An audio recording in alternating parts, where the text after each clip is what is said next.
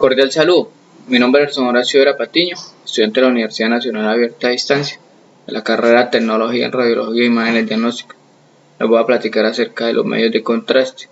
Los integrantes del grupo lo encuentran en la portada del siguiente trabajo.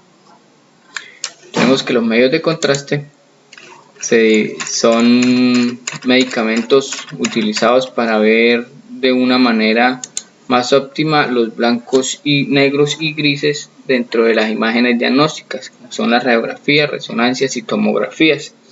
¿Listo? Dando un realce a las imágenes pues radiopacas y radiodensas o radiolúcidas.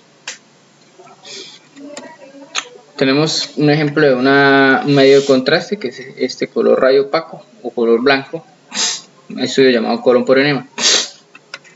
Tenemos que los medios de contraste se dividen por ser naturales o artificiales. Dentro de los naturales tenemos el aire, el fósforo y el calcio, siendo el calcio pues el más evidente en el hueso.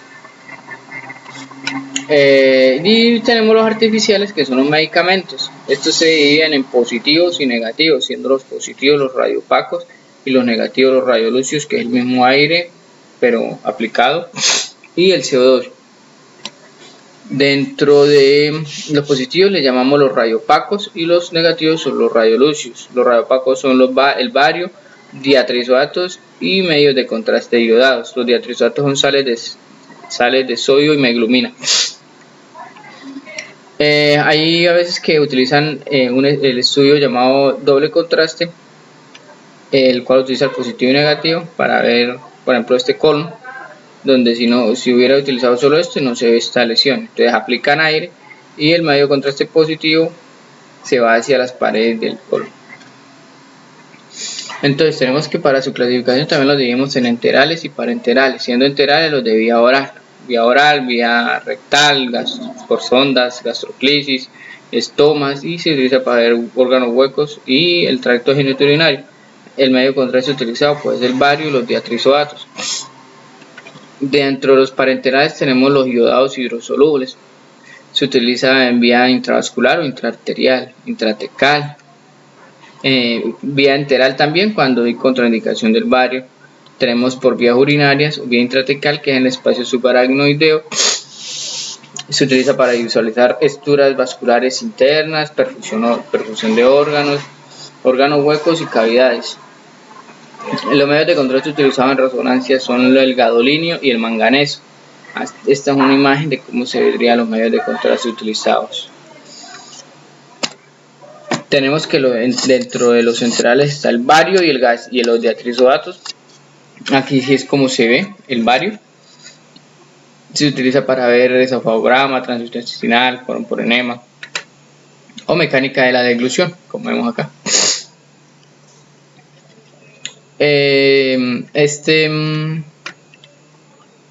Se prepara eso viene en polvo, entonces se prepara con agua, se le da el trago. Este es un poco más amargo y se necesita más dosis, es mejor utilizar el bario, en caso de que sea alérgico al bario. Dentro de los iodados hidrosolubles tenemos los que dividen en iónicos y no iónicos, y estos a su vez en monómeros y dímeros. Los contrastes iodados podemos clasificar por su osmolaridad, por su tendencia iónica y por su estructura molecular. Principalmente necesitamos basarnos en esto para escoger qué contraste vamos a utilizar, siendo los iónicos los que provocan más efectos adversos, como irritación de la vena por donde se aplica,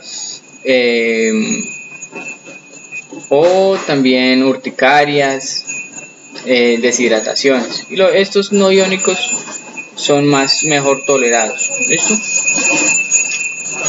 Hay que tener en cuenta que la osmolaridad de plasma es de 200 miligramos sobre 2400 miliosmoles por litro, y esto en kilogramos es molalidad. Tener en cuenta que algunas literaturas hablan de molalidad y no molaridad. Por ejemplo, aquí lo grafican en kilogramos, como vemos acá.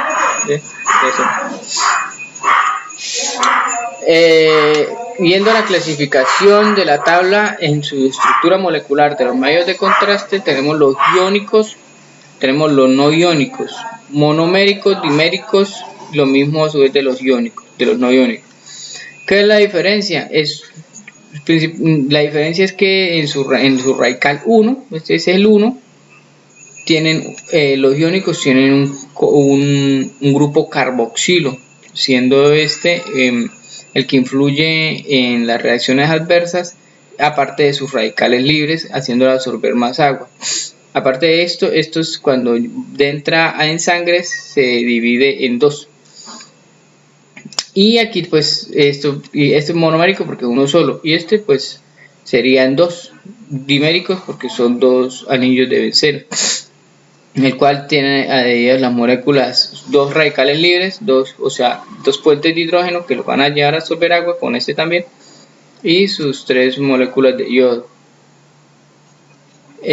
Tenemos también los no iónicos, que la diferencia de este es que en su radical 1 tiene el grupo carboxilo, hidroxilo, haciéndolo mejor tolerado por el organismo.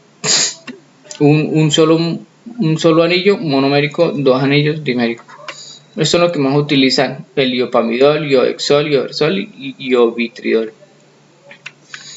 Aquí también encontramos más medios de contrastes. Aquí el diatrisoato de meglumina, amidiatrisoato de calcio, amidiatrisoato de meglumina, amidiatrisoato de sodio, llamado Plenigraf. Se las dejo para que la visualicen con más detalle. Tenemos los hidrosolubles, que se encuentran, son excretados por la orina. Algunas moléculas son absorbidas por el hígado y excretadas por la secreción hepática, dejando ver vías biliares y vías renales de forma radiopaca.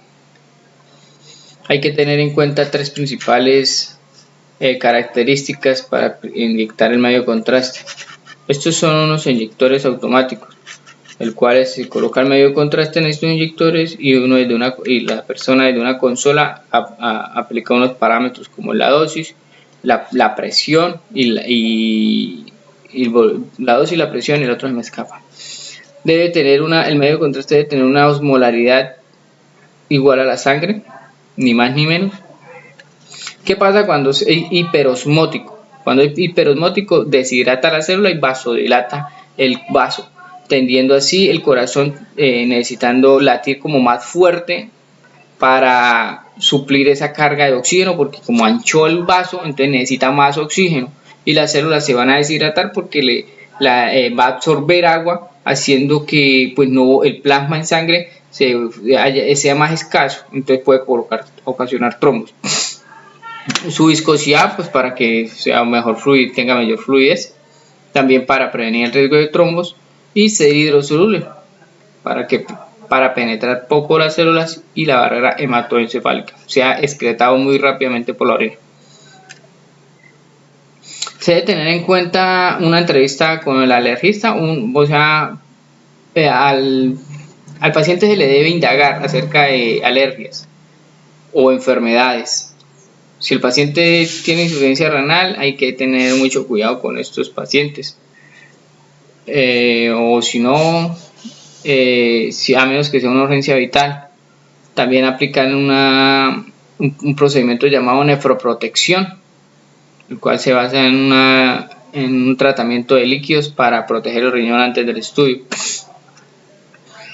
El medio de contraste pues se excreta a nivel renal y provoca una elevación de creatinina posterior a unos días de hacer el estudio. Entonces se debe indagar el paciente. También se debe tener un consentimiento informado y firmado por el paciente o el representante legal. El consentimiento informado se basa principalmente en la educación que se le da acerca del procedimiento, en qué se basa, para qué se le va a hacer, qué va a sentir cuando le estén haciendo el procedimiento, cuánto va a durar, qué va a sentir después de que le hagan el procedimiento, qué le puede ocasionar, entre otros. Y teniendo la aprobación del paciente, este debe firmar, también para efectos legales.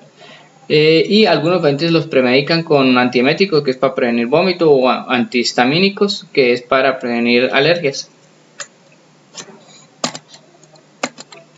En la mayoría de estos, aquí les voy a hacer un recuento breve del medio de contraste en su circulación. Por ejemplo, cuando ingresa por la vena va al corazón derecho, luego a la circulación pulmonar, luego al corazón izquierdo, Este pasa luego a la circulación sistémica y de allí al espacio intersticial y vísceras, posterior a las venas y repetición, dilución y excreción por vía renal o hepatobiliar.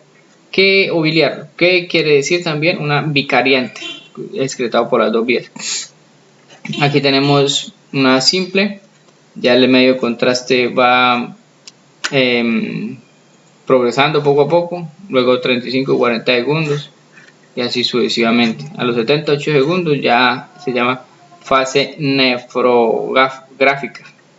Aquí ya se prepara, ya está casi, se prepara, pues está absorbiendo el medio de contraste para ser eliminado. Este es el hígado.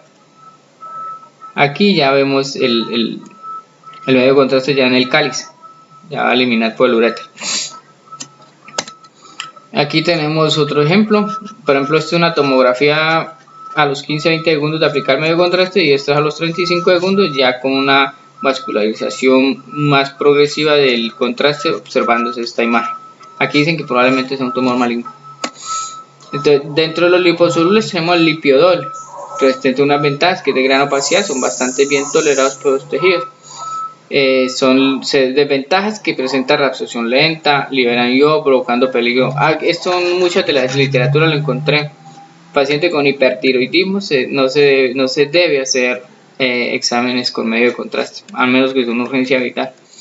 No se mezclan con sustancias acuosas y algunos son irritantes para la mucosa. Se indica principalmente en la histerosalpingografía, que es para el estudio de la permeabilidad de las trompas de Falopio, y en la cialografía, que es el estudio de las glándulas salivales. Los estudios para lo que utiliza el yodo.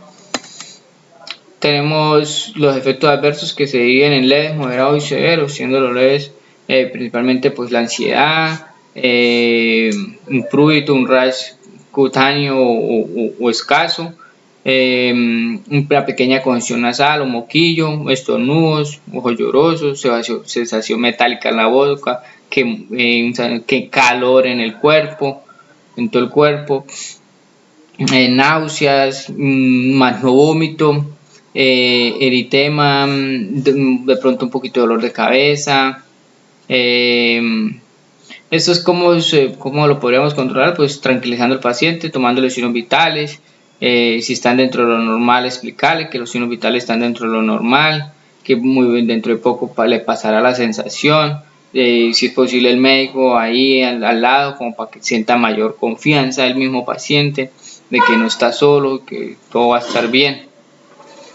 Dentro de las leves también tenemos pues luego siguen las moderadas. Las moderadas pues una complicación de las leves. Listo, aparte de que empieza una dificultad respiratoria, ya presenta un edema un poco más generalizado entre boca, ojos. De pronto puede colocar un poquito diaforético, que es pálido, sudoroso y frío. Ok, ¿qué podríamos hacer ahí? Oxígeno por cánula nasal, descanso del paciente en cama, cabecera elevada, unos 35 grados centígrados de pronto, 35 grados, elevación de miembros inferiores, oxígeno dependiendo del flujo que sea requerido. El médico podrá ordenar administrar algún medicamento. Okay. Y tenemos las severas, que ya son como, por ejemplo, las leves pasaron a severas y su edema pues mucho más marcado, se inflama la glotis, de pronto ocasionando que no haya flujo de oxígeno hacia el pulmón. Hay un broncoespasmo, una dificultad respiratoria mucho más marcada. Puede presentar también una hipotensión, una hipertensión, una taquicardia, unas convulsiones, arritmias. Pues para eso en la sala de tomografía principalmente hay un carro de paro. El carro de paro debe estar equipado con los medicamentos y se debe activar el código azul en caso de una reacción alérgica severa. El equipo debe estar muy bien preparado para estas situaciones.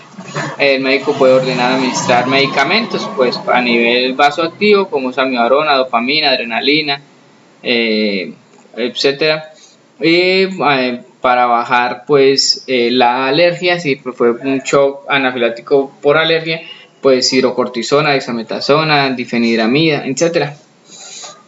Y convulsivantes como el diazepam, midazolam, fentanil, haloperidol, entre otros.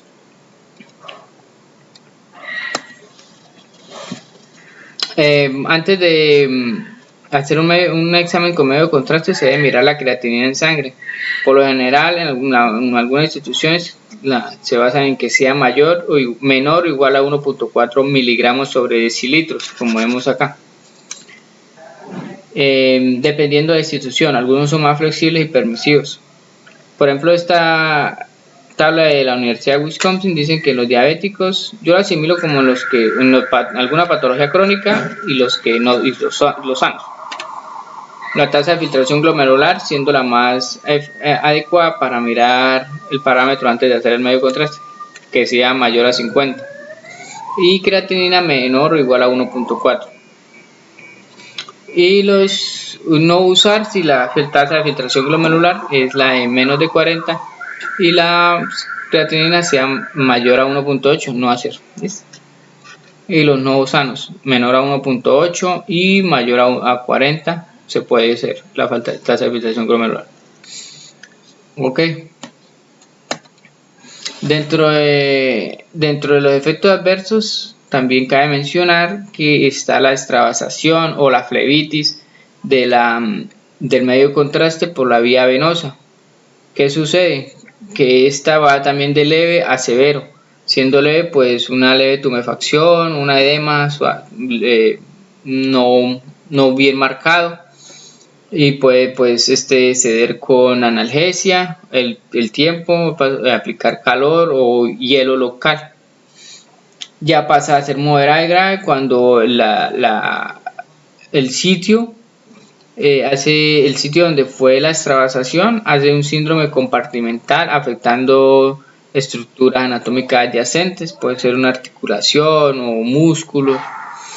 Okay. Y grave cuando presenta ulceración y hasta necrosis del tejido. Entonces debe ser remitido con un cirujano plástico, dermatólogo o cirujano vascular, en dado caso que haga llamado el cordón venoso, ya que el cordón significa la irritación de la vena, pero usted sabe que la vena es un trayecto por donde fluye la sangre. Entonces, como aplicó medio contraste y fue guiado por esa vía, entonces a veces se irrita toda la vía, llegando así, haciendo un cordón marcado rojo. Suele pasar. Escasos, son muy escasos. Los efectos adversos son principalmente conllevados por los medios de contrastes iónicos, ya que a veces algunos son muy viscosos y muy osmóticos. Cuando son muy osmóticos, el vaso se hincha, se agranda, se vasodilata, por decirlo así.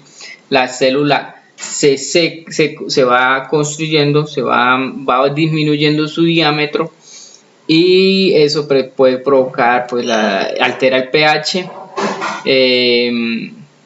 daño endotelial, trombos, ya que pues el glóbulo rojo también tiende a hacer lo mismo, o los eritrocitos.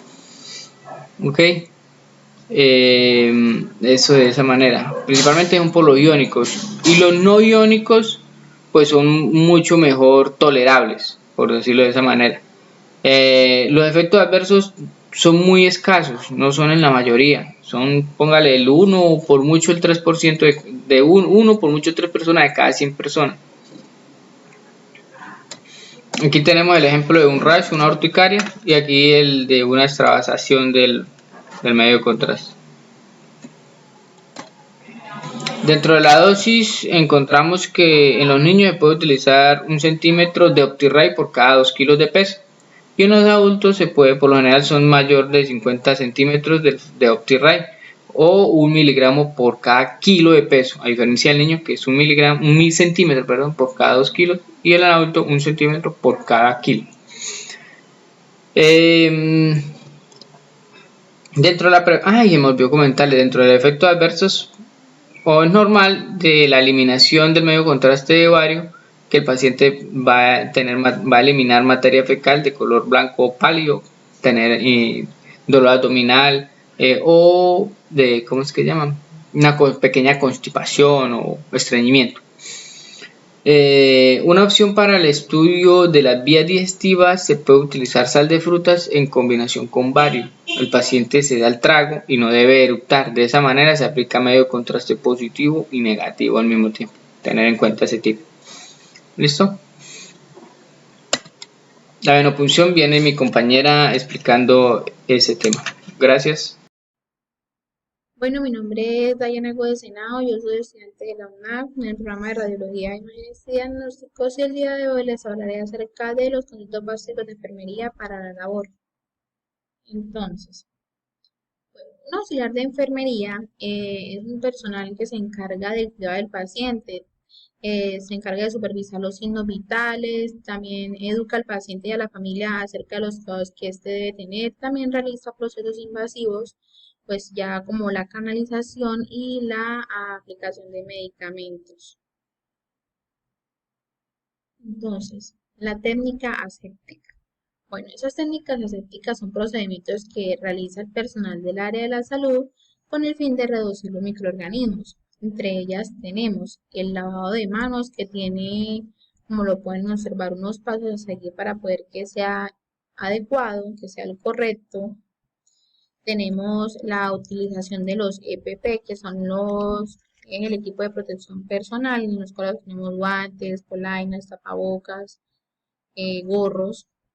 También tenemos la esterilización, que se puede hacer mediante un autoclave a altas temperaturas y también mediante algunos químicos que se utilizan, que son los jabones químicos. También está la desinfección del área donde se va a realizar el procedimiento o una venopunción, como lo pueden observar en la imagen, y la desinfección del área y de los elementos que se van a utilizar para realizar el procedimiento. Todo eso con el fin de reducir que el paciente adquiera alguna infección durante la atención o la estadía en el servicio. Entonces, tenemos el protocolo de venopunción. Bueno, esto es la perfusión venosa o la canalización, es un procedimiento que es muy frecuente en el área de la salud, en las hospitalización, en los servicios de urgencias y pues consiste pues en administrar medicamentos por una vena.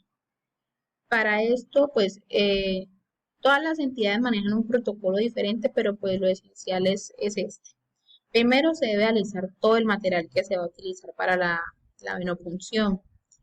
Se debe realizar un adecuado lavado de manos, como lo indiqué en la imagen anterior, siguiendo cada uno de los pasos, y nos colocamos los guantes. Se debe realizar la desinfección del punto de forma circular hacia afuera. Entonces, como les dije anteriormente, de manera circular, de la parte más interna hasta la parte más externa, en el lugar donde se vaya a hacer la venopunción. Luego se debe colocar un torniquete, normalmente se coloca 5 centímetros por encima del sitio donde se va a realizar la venopunción. El catéter debe ir, el catéter tiene, acá podemos observar las partes del catéter. Entonces, tenemos el fiador, que es la aguja, está el catéter, el cono de conexión del catéter, la lengüeta de apoyo y la cámara trasera. El bisel del catéter, que es este que observan acá, debe de ir hacia la parte de arriba, ahí, así como está en la imagen. Nosotros debemos de, en la parte de abajo, tensar la piel de tal manera que la vena quede fija y no tenga tanto movimiento. Normalmente pues uno le aplica alcohol y le da unas palmadas para que la vena se brote y sea más visible. Normalmente para la venopunción el catéter debe estar en un ángulo de 30 grados. Se procede a pinchar la piel. Lentamente uno va introduciendo lo que es el catéter y el fijador. Cuando uno ya ve que la cámara trasera hay un retorno de sangre, esta cámara se llena, entonces uno va a dejar de introducir la aguja, entonces va retirando la aguja y con el índice va introduciendo el catéter al mismo tiempo. Luego de esto pues se retira el torniquete y se va a conectar la infusión, pues para verificar si hay flujo y si la vía está permeable, si está, no hay ningún tipo de obstrucción o algo por el estilo. Y si nos funciona esa vía. Entonces, después de esto ya hacemos la fijación. Entonces, con el esparadrapo eh, fijamos el catéter. Hay que tener en cuenta que la persona que realiza el procedimiento debe colocar la fecha, la hora y el nombre. Luego de esto ya se desecha todo el material en los contenedores adecuados, pues debemos tener en cuenta que las agujas y todo eso se desecha en el guardián, que es material cortopunzante, y ya el resto de material sí se desecha pues en los contenedores que deben ser. Para finalizar, realizamos un buen lavado de manos y se debe realizar la nota de enfermería. Entonces, los tipos de YERCO son los mismos tipos de catéter. Tenemos el catéter venoso periférico, que pues es el más utilizado y se utiliza para poder administrar medicamentos por una vena. Los más frecuentes son los que tenemos acá. Tienen los catéteres de calibre del 14 al 24. Se identifican porque son de color rojo, rosadito, la capacidad de flujo que tienen esos catéteres son de 315 ml por minuto. Están los de 16, que son la capacidad que tienen es de 210 ml por minuto. Están los de 18, que tienen la capacidad de 110 mililitros por minuto. Están los catéteres de calibre 20, que la capacidad que tienen de flujo es de 65 ml. Los de calibre 22, el flujo es de 38 ml por minuto. Y los de 24 tienen un flujo de 24 ml por minuto. Hay que ver que los calibres de 14 y 16 son los más gruesos y los más delgaditos son el 22 y el 24. Está el catéter venoso periférico en línea media, que este debe ser introducido en la fosa antecubital. O sea, ahí lo pueden observar, lo pueden observar en la imagen donde va insertado, introducido. Y está el catéter central en inserción periférica, que pues normalmente se insertan en las venas cefálicas y basílicas de los miembros. Está el catéter venoso central, que pues ese catéter ya va a ir directamente al corazón, a una vena del corazón. Acá podemos observar en la imagen el catéter, la aguja y el filtro. Esta es la cápsula. Acá podemos observar que los catéteres también se diferencian por colores. Bueno, ahora vamos con la colocación de sonda vesical en hombres y mujeres. Bueno, este también es un procedimiento que es muy utilizado en el ámbito hospitalario, que pues, consiste en la introducción de una sonda a través de la uretra, ya sea para drenar el contenido o para irrigar, ya sea para administrar algún tipo de medicamentos, pues en este caso para administrar medios de contraste. En los medios de contraste se utiliza durante la citouretrografía diversos estudios urodinámicos para poder evaluar la función de la vejiga y para mirar si el funcionamiento que tiene, y también pues como les dije anteriormente sirve para administrar algunos medicamentos. El material que se utiliza para realizar la colocación de la sonda, ya sea en hombres o en mujeres, son un jabón antiséptico, el lubricante, el micropore o el esparadrapo, las tijeras, el riñón, las gasas, campos quirúrgicos, 2 pares de guantes, una jeringa de 5 cc, pues esto de 5 cc varía, depende del calibre de las ondas, puede ser de 10 cc, y una bolsa de drenaje, la solución de irrigación fisiológica y la sonda. Bueno, en las mujeres el proceso es diferente, entonces uno primero se abren los labios menores y los mayores y uno debe de buscar el agujero de la uretra. Este agujero normalmente se encuentra ubicado a 2 centímetros abajo del clítoris. Esto varía en la anatomía de cada mujer. En algunos puede estar más abajo o más arriba, entonces pues toca saberlo identificar. Bueno, después de eso, hay que tener en cuenta que pues se debe realizar el lavado del paciente. Entonces, al colocarse por eso piden dos pares de guantes. El primer par de guantes es para realizar el lavado. Entonces, el lavado se realiza de la parte más interna hasta la parte más externa de manera circular con el jabón antiséptico y luego con una gasa vamos a limpiar. Entonces, luego nos cambiamos los guantes y procedemos a colocar la sonda. Hay que tener en cuenta que antes de introducir la sonda debemos de conectarla a la bolsa de drenaje para evitar regueros o ponerla en el riñón para poder que no para no hacer regueros al momento de que haya retorno. Bueno, después de que pues normalmente en la mujer la sonda se va a introducir 4 centímetros porque ese es el promedio de el, la distancia que hay. Entonces, al introducir la sonda 4 centímetros ya va a haber un retorno de orina. Debemos introducirla a otros 4 centímetros y ahí sí para proceder a insuflar el balón.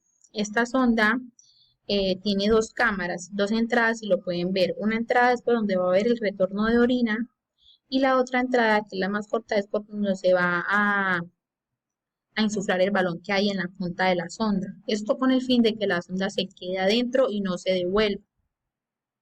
Ya hay que tener presente que esta hay que o sea, debemos verificar que la sonda esté completamente en la vejiga y no vaya a estar en la uretra porque si le insuflamos el balón puede causar graves lesiones.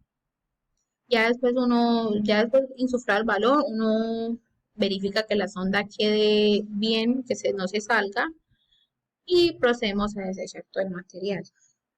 Bueno, en el caso de los hombres, bueno, es el mismo proceso. El nombre es más fácil porque pues la uretra es más visible. Entonces, uno debe de colocar el pene en un ángulo de 90 grados y se debe lubricar la sonda antes de introducirla. Y tener en cuenta que pues se debe lavar todo el prepucio, se baja el prepucio, se hace el adecuado lavado y bueno, luego se procede a introducir la sonda. Normalmente se introduce 20 centímetros, pues hasta que pues el tamaño de la uretra del hombre tiene más longitud. Hay que también tener en cuenta que pues la uretra del hombre se divide en tres partes, la prostática, la membranosa y la esponjosa. Entonces cuando ya vamos introduciendo la sonda y llega a la parte membranosa, ya ahí va a haber un retorno de orina. Entonces por eso se debe de introducir la sonda 4 centímetros más. Ya después de que esté toda la sonda, la mayor parte de la sonda introducida ya esté en la vejiga, entonces se procede a insuflar el balón, los 5 cc de solución salina. Se verifica que la sonda quede bien puesta y ya se desecha todo el material. Bueno, ahora vamos a hablar de los tipos de sondas. Está la sonda nasogástrica, entre ellas tenemos la Salem, la Levin y la sonda de nutrición. Entonces, la sonda Levin podemos ver que tiene dos entradas, una de ellas es para introducir aire y la otra es pues no ya sea para aplicar medicamentos o retorno de jugo gástrico. Podemos ver, esta sonda tiene dos orificios en la parte más distal y tiene un alambre que sirve como guía y también se puede observar en una radiografía. Está la sonda de Levin que tiene una sola entrada y se utiliza para drenar el jugo gástrico. Tenemos la sonda para nutrición, esta también tiene dos entradas, una de ellas es para suministrar el alimento y la otra ya sea para aplicar medicamentos o para hacer lavados. Tenemos ahora aquí por este lado las sondas vesicales que se dividen de 2 vías y 3 vías como pueden observar aquí en la imagen. En las de 3 vías tenemos la Cowbell-Aire que es esa que pueden observar acá. Mira, acá se la señalo. Bueno, esta tiene una punta biselada y tiene dos orificios.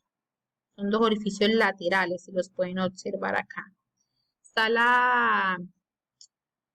la sonda Mercier, que es esta que observan acá en el centro, y esta tiene una punta cilíndrica con dos orificios. Y la Dufour es una sonda tipo flauta con dos orificios alternados.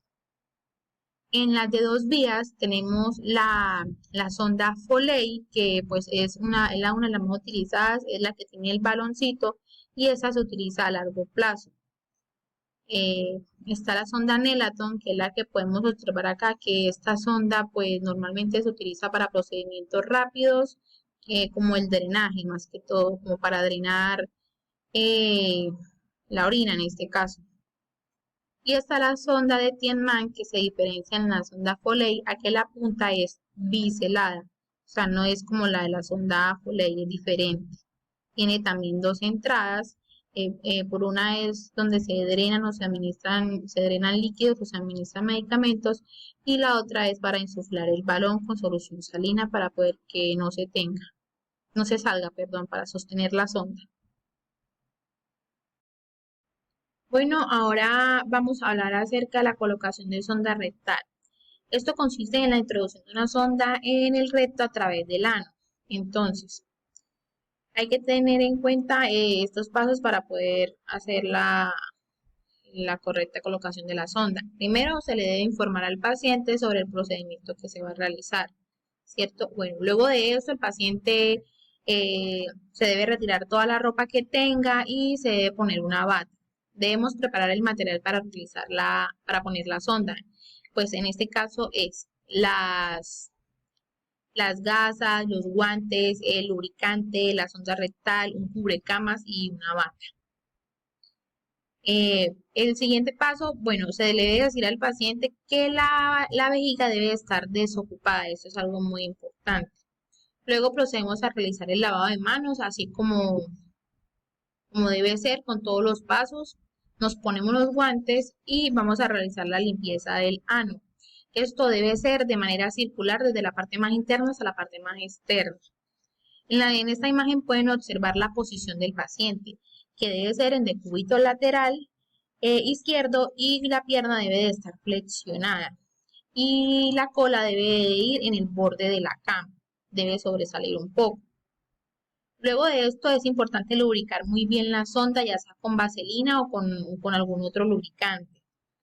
Procedemos a separar los glúteos, vamos a localizar el ano y antes de introducir la sonda, pues debemos de avisarle al paciente para que él no vaya a hacer ningún tipo de fuerza y esté preparado para la introducción de la sonda.